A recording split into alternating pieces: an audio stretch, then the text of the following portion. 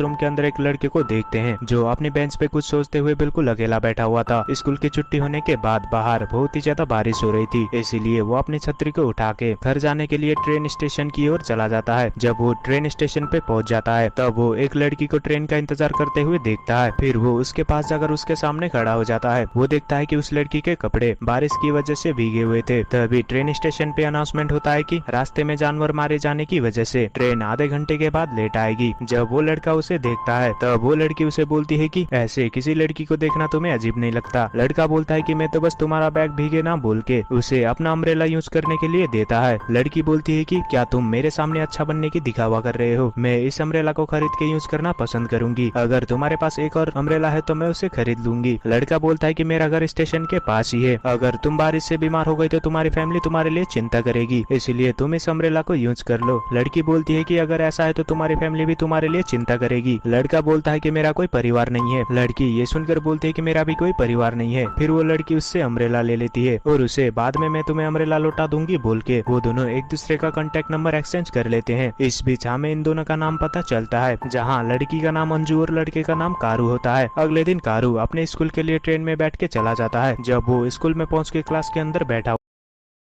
वो दोनों एक दूसरे का कांटेक्ट नंबर एक्सचेंज कर लेते हैं। इस बीच हमें इन दोनों का नाम पता चलता है, जहाँ लड़की का नाम अंजू और लड़के का नाम कारू होता है। अगले दिन कारू अपने स्कूल के लिए ट्रेन में बैठ के चला जाता है। जब वो स्कूल में पहुंच के क्लास के अंदर बैठा हुआ था तभी उनकी क्लास टीचर एक नए स्टूडेंट को अपने साथ लेके आती है। जो नई स्टूडेंट और कोई नहीं अंजू होती है, वो हाल ही में इस स्कूल में ट्रांसफर होके आई थी। उसको देखकर कारू थोड़ा सरप्राइज हो जाता है। टीचर अंजू को अपना इंट्रोडक्शन क्लास में देने के लिए बोलती है, मगर अंजू मेरे बारे में कोई खास बात नहीं है बोल के क्या मैं अब सीट में जा सकती हूँ बोलती है। वो कारो को उसी क्लास में देखकर उसके पास जाकर बोलती है कि अब हम क्लासमेट हुए, मैं तुम्हारा अम्ब्रेला कल लौटा दूंगी बोल के अपने बेंच पे जाकर बैठ जाती है। क्लास खत्म होने के बाद कुछ लड़कियां उसके पास जाकर बैठ जाती हैं और अपनी दोस्त बनने के लिए बोलती हैं, मगर अंजू मुझे दोस्त बनाना दिलचस्पी नहीं है बोल के सबको मना कर देती है। फिर एक लड़की ये क्लास के पहले ही दिन ही इतना एरोगेंट है बोल के उसकी बुक उठाकर उसे बुली करने लगती है। फिर वो उसकी बुक को नीचे फेंक के उसे उठाने के लिए बोलती है। अंजू ने उस बुक को उठाने के बाद सीधा उसके फेस पे एक मुक्का मारती है, जिसे उस लड़की के नाक से खून आ जाता है। कारो को ये सब देखते उसे कुछ समझ में नहीं आ रहा था कि उसे क्या करना चाहिए। शाम को वो अपनी छोटी बहन को याद करते हुए डिप्रेस्ड होकर गाने सुन रहा था। हमें पता चलता है कि कारो की छोटी बहन की मृत्यु हो चुकी है और उसकी मम्मी उन लोगों को छोड़ के कहीं दूर चली गई है। इस वजह से वो हमेशा डिप्रेस फील करता था। फिर वो नीचे फ्रिज से पानी निकालने के लिए जाता है। उसे देख के उसके पापा दारू पी के गाली करने लगते हैं। उसके पापा तुम्हारे गाने सुनने की वजह से ही मेरी बेटी मारी गई है बोल के ये बोलते है कि मेरी बेटी के बदले तुम क्यों नहीं मारे गए, अगर तुम मर जाते तो मुझे ज्यादा दुख भी नहीं लगता। उसके पापा उसे और भी बातें सुनाने लगते हैं। ये सब सुनने के बाद वो अपने घर से भाग जाता है। उसके बाद वो ट्रेन से अपनी जान लेने की कोशिश करता है, मगर उसे ऐसा करने में हिम्मत नहीं हो पा रही थी, इसीलिए वो ट्रेन की ट्रैक से हट जाता है और कहीं नीचे जंगल में जाकर गिर जाता है। जब वो जंगल में चल रहा था तब उसे ट्रायंगल शेप में बनी हुई गुफा दिखती है। फिर वो अंदर चेक करने के लिए उसी गुफा के अंदर चला जाता है। अंदर आने के बाद उसे चमकते हुए पेड़ और पानी में गिरे हुए चमकते हुए पत्ते दिखाई देते हैं। जब वो थोड़ा आगे जाकर देखता है तब उसे एक चप्पल दिखाई देता है जिसमें उसी की बहन का नाम लिखा हुआ था। अपनी बहन की चप्पल को देख के वो भागते हुए आगे जाने लगता है। जब वो थोड़ा आगे आ जाता है तभी वहाँ एक पैरोट आकर उसके हाथ में बैठ जाता है और वो पैरोट गाना गाने लग जाता है, जिस गाने को सुनकर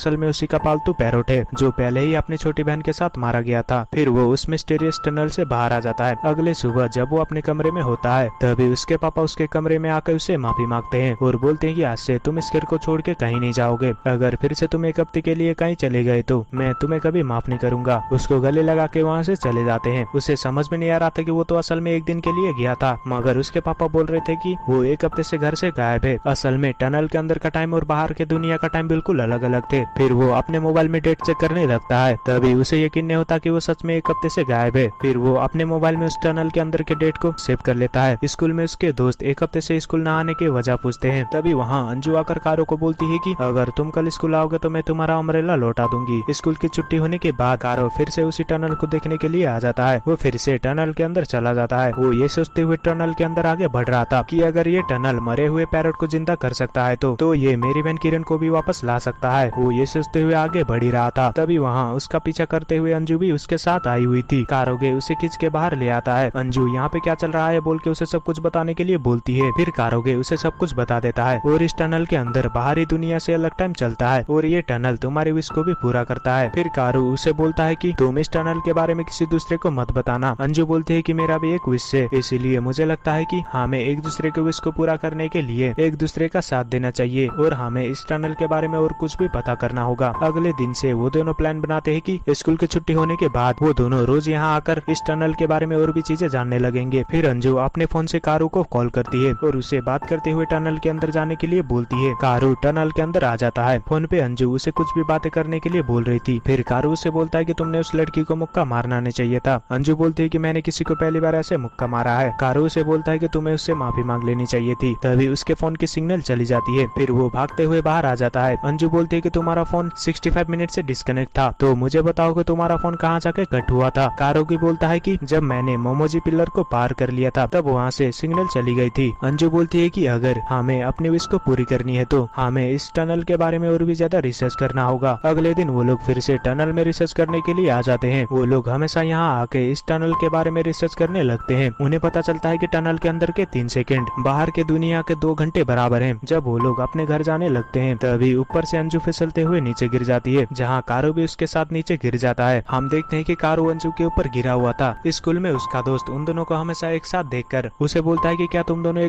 से अंजू फिसलते हुए नीचे गिर जाती है, जहाँ कारू भी उसके साथ नीचे गिर जाता है। हम देखते हैं कि कारू अंजू के ऊपर गिरा हुआ था। स्कूल में उसका दोस्त उन दोनों को हमेशा एक साथ देखकर उसे बोलता है कि क्या तुम दोनों एक दूसरे को डेट तो नहीं कर रहे। कारोगे मना करते हुए बोलता है कि हम बस अच्छे दोस्त हैं। एक दिन वो लोग टनल के अंदर का टाइम चेक करने का डिसाइड करते हैं। अंजू कारो को बोलती है कि जब तुम इस पिलर को पार करोगे तो मैं तुम्हें एक मैसेज करूंगी और देखेंगे कि वो मैसेज तुम्हें पहुंचता है या नहीं। फिर कारोगे पिलर के उस पार चला जाता है। तभी अंजू मैसेज को सेंड करती है। कारोगे अंदर आने के बाद अंजू को इधर उधर चलते हुए देखता है। फिर वो वहाँ से बाहर आ जाता है। अंजू उसे बोलती है कि तुम सिर्फ 10 सेकंड के लिए अंदर गए थे, मगर मैं यहाँ तुम्हारा 7 घंटे से इंतजार कर रही थी। कारोगे बोलता है कि बाहर से भेजा हुआ मैसेज अंदर रिसीव नहीं होता। एक दिन वो दोनों एक्वेरियम में घूमने के लिए चले जाते हैं, जहाँ अंजू मछलियों को देखकर खुश हो जाती है, मगर कारोगे एक्वेरियम में आकर कुछ खुश नहीं लग रहा था। अंजू उसे बोलती है कि जब तुम टनल के उस पार चले गए थे तो मैं तुमसे बात न कर पाने की वजह से बहुत ही ज्यादा डर गई थी। अगली बार मैं इस चीज को दोहराऊंगी नहीं और तुमसे जाने से पहले अब तुमसे बात करके भेजना चाहती हूँ। अंजू के दिल के अंदर थोड़ा बहुत कारोगे के लिए फीलिंग आने लगती है। अंजू से ये भी बोलती है कि मैंने अभी तक तुम्हें कभी स्माइल करते हुए देखा नहीं और मैं चाहती हूँ कि तुम हमेशा खुश रहो। कारोगे बोलता है कि मैं इस एक्वेरियम के अंदर अपने पापा, मम्मी और बहन के साथ पहले ही आ चुका हूँ। जब मैं उस वक्त अपनी बहन के साथ होता था तब वो और मैं हमेशा बहुत ही ज्यादा खुश रहते थे, मगर जब एक दिन मेरी बहन पेड़ से नीचे गिरने के बाद उसकी मौत हो गई तो मेरा पूरा परिवार टूट गया। उसके बाद मम्मी घर छोड़ के चली गई और पापा हमेशा दारू पी के मुझे मारते थे, इसलिए मैं बस अपनी बहन को उस टनल से वापस लाना चाहता हूँ। अगले दिन वो लोग टनल के अंदर 108 सेकंड के लिए भागते हैं, जहाँ अंजू को भागने पर उसके लिखे गए मांगा मिलते हैं। वो उन मांगा को उठा के टनल से बाहर आ जाते हैं, मगर कारोगे के कपड़े गीले होने की वजह से वो ऐसे ही अपने घर जा नहीं सकता था, इसलिए अंजू उसे अपने घर चलने के लिए बोलती है। अंजू के घर आने के बाद अंजू उसे कुछ कपड़े पहनने के लिए दे देती है। कारोगे जब उसके रूम में था तो उसी रूम में रखी हुई मांगा को देखकर उसे पढ़ने लगता है। थोड़ी देर के बाद अंजू भी अपने कपड़े बदल के आ जाती है।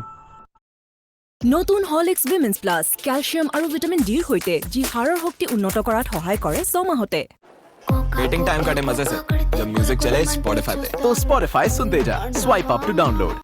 कारोगे उसके ग्रैंडपा के बारे में पूछता है। अंजू अपने ग्रैंडपा की स्टोरी सुनाने लगती है। दरअसल उसके ग्रैंडपा एक मांगा आर्टिस्ट होते हैं, मगर उनका काम कभी उतना फेमस नहीं हुआ क्योंकि स्किल के हिसाब से मार्केट में बहुत ही ज्यादा कंपटीशन थी, मगर उन्होंने कभी हार नहीं माना। फिर भी वो अपने मांगा लिखते रहे, मगर उनके काम से मेरा परिवार बिल्कुल खुश नहीं था। जब मेरे ग्रैंडपा मर गए तब मेरे फैमिली को उनका मरने का कोई गम नहीं था। अंजू अपने ग्रैंडपा से इंस्पायर हो रखी थी, इसलिए वो भी एक मांगा आर्टिस्ट बनना चाहती थी। वो उसे ये भी बताती है कि जब मैंने अपने मांगा अपने माँ बाप को दिखाया तो उन्होंने मुझे घर से बाहर निकाल दिया, क्योंकि उन्हें डर था कि उनके ग्रैंडपा की ही तरह मेरा करियर भी इस पे बन नहीं पाएगा। मैंने थोड़ी बहुत मांगा की स्टोरी लिखने के बाद मैं अपने मांगा को लेके सबमिट करने के लिए भी गई थी, मगर मैंने तब डर की वजह से ऐसा नहीं कर पाई। कारोगे बोलता है कि क्या मैं तुम्हारे मांगा पढ़ सकता हूँ। अंजू बोलती है कि ये अच्छे नहीं है, मगर कारोगे उसे पढ़ने के लिए जिद कर रहा था। थोड़ी देर के बाद जब कारोगे मांगा पढ़ने के लिए जिद कर रहा था तो अंजू उसे मांगा पढ़ने के लिए दे देती है। फिर कारोगे उसके लिखे गए मांगा को पढ़ता है। कारोगे को उसके लिखे गए मांगा अच्छे लगने लगते हैं। कारोगे उसकी तारीफ करते हुए बोलता है कि तुम सच में टैलेंटेड हो। अंजू थोड़ा शर्मा के बोलते है कि मेरे पास तुम्हारा जितना टैलेंट नहीं है। मैं उस एक्वेरियम में समझ गई थी कि तुम सच्ची में एक स्पेशल बंदे हो। मेरी विश तो बहुत ही छोटी और मामूली है, मगर तुम अपनी विश पाने के लिए सब कुछ खोने के लिए भी तैयार हो। फिर अंजू उसके ऊपर चढ़ के बोलती है कि मैं उस दुनिया में जाना चाहती हूँ जहाँ तुम रहना चाहते हो और तुम्हारे ही नजर से इस दुनिया को देखना चाहती हूँ। तो मुझे बताओ कि तुम्हें यह दुनिया कैसा लगता है। कारोगे बोलता है कि मेरी नजर में यह दुनिया बहुत ही ज्यादा बोरिंग लगती है। अंजू बोलती है कि अगली बार हम उस टनल में किरण के लिए जाएंगे तो मुझे बताओ कि हमें उस टनल में कब जाना है। कारोगे बोलता है कि हम सिर्फ 2 अगस्त को जाएंगे। अगले हफ्ते हम उन दोनों को समर फेस्टिवल में देखते हैं जहाँ थोड़ी देर खाने और घूमने के बाद वो लोग एक जगह में आ जाते हैं। कारोगे बोलता है कि ये जगह मेरे और मेरी बहन का सीक्रेट जगह हुआ करता था। जब भी हमारे पेरेंट्स के बीच लड़ाई होती थी तो हम लोग भाग के यहाँ आ जाते थे। अंजू से पूछती है कि तो फिर तुम मुझे इस जगह क्यों लेके आए। कारोगे कहता है कि मुझे पता नहीं है कि अब मैं इस जगह में कब वापस आऊंगा, तो इसे मैं आखिरी बार देख लूं। पीछे से पटाखे फूटने भी शुरू हो जाते हैं। अंजू से पूछती है कि तुमने 2 अगस्त को ही उस टनल में जाने का फैसला क्यों किया। कारोगे बोलता है कि उसी दिन मेरी बहन की मौत हो गई थी। ये बात बोलने के बाद वो थोड़ा इमोशनल हो जाता है। उसको इमोशनल देख के अंजू उसका हाथ पकड़ लेती है। जब वो अपने घर आ जाता है तभी उसके पापा ने अपने साथ एक औरत को लाए हुए थे। उसके पापा उस औरत के सामने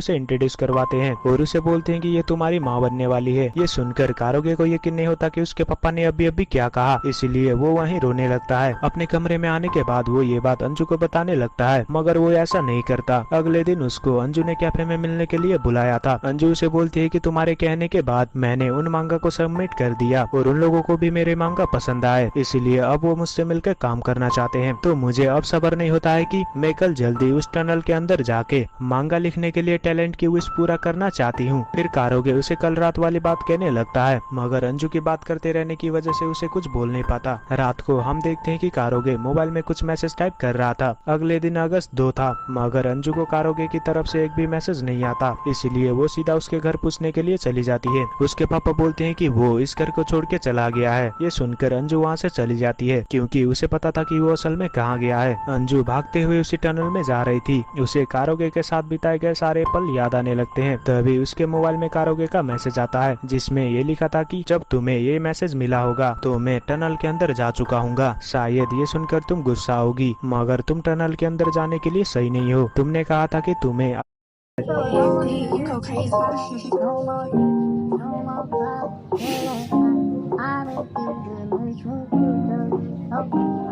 ये होते नए इंसान हाँ जो जैसा दिखता है भूल। हाँ माना, आज नया साल है, मगर मेरा तो वही पुराना हाल है। नए साल के बहाने आज तो हमें याद कर देते, ज़्यादा बातें तो नहीं, बस हैप्पी न्यू ईयर कह देते।